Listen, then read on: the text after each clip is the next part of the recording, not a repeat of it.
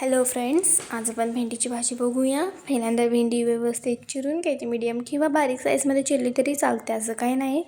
तुम्हाला जशी लागते तशी चिरून घ्यायची. त्यानंतर कढई ठेवायचं. कढई गरम झाली की त्याच्यात भेंडी टाकायचं. भेंडीमध्ये 1 चमचा तेल टाकायचा, म्हणजे ते भाजण्यासाठी तेल टाकावं लागतं. सरसरीत भाजली भेंडी की त्याच्यात लसूण टाकायचं. लसूण आणि भेंडी एकत्र भाजून घ्यायची व्यवस्थित.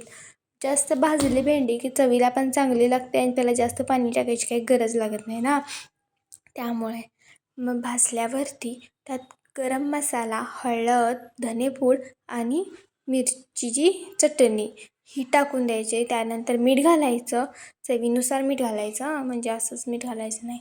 चवीनुसार मीठ घातलं की त्यात शेंगदाण्याचं कूट घालायचं. ते भाजून घ्यायचं. भाजल्यावरती त्याच्यात पाणी शिंपडायचं. थोडंच पाणी शिंपडायचं, जास्त पाणी घालायचं नाही, कारण भेंडी आपण अगोदर भाजून घेतलेली असते, ती छानच लागते. मग पाणी शिंपडल्यावर एक 5 ते 10 मिनटं प्लेट झाकून ठेवायची. नंतर प्लेट ओपन करून बघितल्यावर आपली भेंडीची भाजी तयार झालेली आहे. खूप छान असं चवीला लागतं भेंडीची भाजी. एकदा नक्की ट्राय करून बघा आणि लाईक आणि शेअर आणि फॉलोविंग नक्कीच करा. थँक्यू.